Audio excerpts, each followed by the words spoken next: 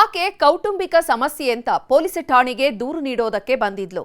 ಆದ್ರೆ ಆಂಟಿಯ ಮೇಲೆ ಕಣ್ಣಾಕಿದ ಪೊಲೀಸಪ್ಪ ಸುಂದರ ಸಂಸಾರದಲ್ಲಿ ಹುಳಿ ಹಿಂಡಿದ್ದಾನೆ.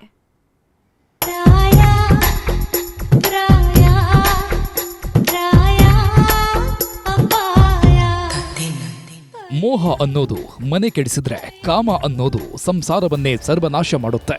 ಅದು ಹೆಣ್ಣೆ ಆದ್ರೂ ಸರಿ, ಗಂಡೆ ಆದ್ರೂ ಸರಿ, ಎಲ್ಲದಕ್ಕೂ ಒಂದು ಮಿತಿ ಅನ್ನೋದಿರುತ್ತೆ. ಅತಿಯಾದ್ರೆ ಅಮೃತವೇ ವಿಷ ಆಗುತ್ತೆ ಅಂತಾರೆ. ಅಂಥದ್ರಲ್ಲಿ ಈ ಮೋಹದ ಪ್ರೇಮ ಹುಟ್ಕೊಂಡ್ರೆ ಸಂಸಾರ ಉಳಿಯೋದುಂಟೆ. ಹೆಂಡತಿಯ ಪ್ರೇಮದ ಹುಚ್ಚಿಗೆ ಗಂಡ ಮಕ್ಕಳು ಕಣ್ಣೀರಿಡುತ್ತಿದ್ದಾರೆ. ಪೊಲೀಸಪ್ಪನ ಪೋಲಿ ಆಟಕ್ಕೆ ಮರುಳಾದವಳು ಮನೆ ಮಠ ಸಂಸಾರವನ್ನೇ ಮರೆತು ನಿಂತಿದ್ದಾಳಂತೆ.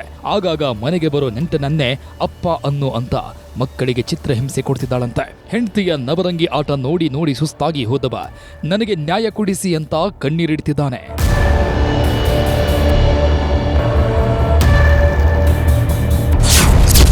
ದೂರು ಕೊಡೋದಕ್ಕೆ ಹೋದ ಆಂಟಿ ಕಣ್ಣಿಟ್ಟ ಪೊಲೀಸಪ್ಪ ಥೈ ತಕ ಅಂತಿದ್ದಳು ರಂಗೀಲ.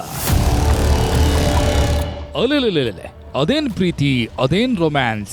ಸ್ನಾನಕ್ಕೆ ಹೋಗೋದಕ್ಕೂ ಮೊದಲು ಮೆಸೇಜ್, ಸ್ನಾನ ಮಾಡಿ ಬಂದ ಮೇಲೂ ಮೆಸೇಜ್, ಬಾತ್ರೂಮ್ನಲ್ಲಿದ್ದಾಗ ಒಂದು ಫೋಟೋ, ರೆಡಿ ಆದ್ಮೇಲೆ ಮತ್ತೊಂದು ಫೋಟೋ.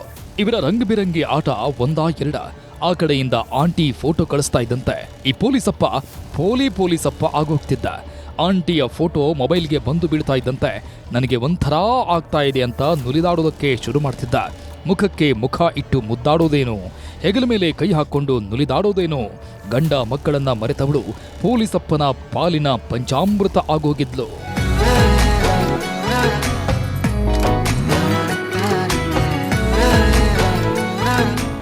ಈ ಹೆಣ್ಮಗಳ ಹೆಸರು ಅನುರಾಧ ಅಂತ.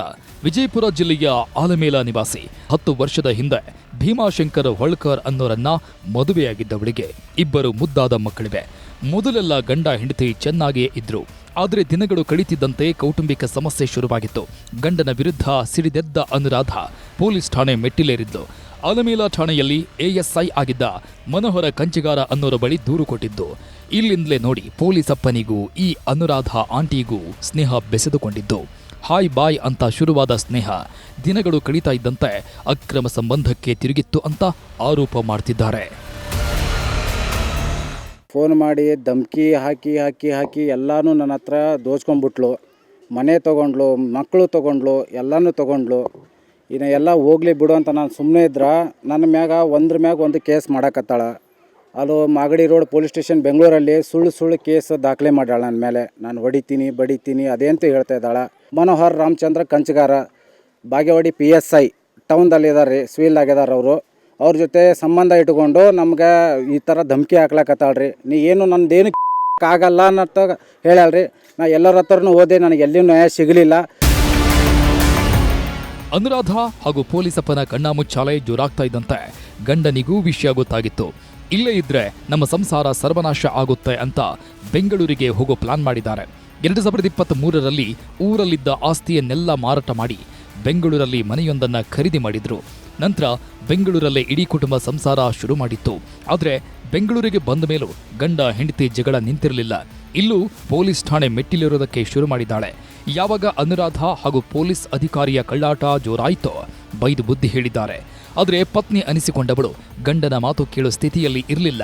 ಹೀಗಾಗಿ ಮಕ್ಕಳನ್ನ ಹೆಂಡತಿ ಬಳಿ ಬಿಟ್ಟು ಹುಟ್ಟೂರು ಸೇರ್ಕೊಂಡಿದ್ದ. ಇತ್ತೀಚೆಗೆ ಭೀಮಾಶಂಕರ್ಗೆ ಅಪರಿಚಿತರ ಮೊಬೈಲ್ನಿಂದ ಫೋನ್ ಮಾಡಿದ್ದ ಮಗ, ಅಪ್ಪ ನನ್ನನ್ನ ಇಲ್ಲಿಂದ ಕರ್ಕೊಂಡು ಹೋಗು ಅಂತ ಕಣ್ಣೀರಿಟ್ಟಿದ್ದ. ಯಾರೋ ಒಬ್ಬ ವ್ಯಕ್ತಿ ಮನೆಗೆ ಬರ್ತಾನೆ, ಆತನಿಗೆ ಅಪ್ಪ ಅಂತ ಹೇಳು ಅಂತ ಅಮ್ಮ ಹೇಳ್ತಾಳೆ. ನಾನು ಇಲ್ಲ ಎಂದಿದ್ದಕ್ಕೆ ಬೂಟ್ನಲ್ಲಿ ತುಡಿದು ಹಿಂಸೆ ಕೊಡ್ತಿದ್ದಾರೆ ಎಂದಿದ್ದಂತೆ. ಇದರಿಂದ ದಿಕ್ಕು ಕಾಣದಂತಾದ ಭೀಮಾಶಂಕರ್ ಕುಟುಂಬ ನಮಗೆ ನ್ಯಾಯ ಕೊಡಿಸಿ ಅಂತ ಕಣ್ಣೀರಿಡುತ್ತದೆ. ಅನುರಾಧ ಅದಲ್ರಿ ನನ್ನ ಸಸಿ, ಅದು ಇರ್ಲಕ್ಕ ಮೊಮ್ಮಕ್ಕಳದ ಸಸಿ ಅದ ಮಗ ಅದಂತ ಕೊಟ್ಕೊಂಡು ಹೊಂಟೀನಿ.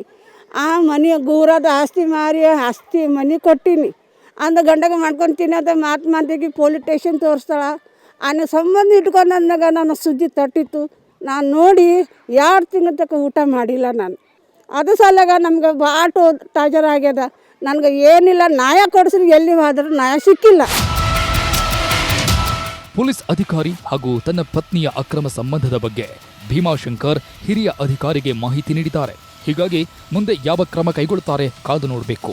ಒಟ್ನಲ್ಲಿ ಪತ್ನಿಯ ಪರಪುರುಷನ ಮೋಹ ಇಡೀ ಕುಟುಂಬಕ್ಕೆ ಕಂಟಕವಾಗಿದ್ದು ದುರಂತ. ಗುರುರಾಜ್, ನ್ಯೂಸ್ 18 ವಿಜಯಪುರ.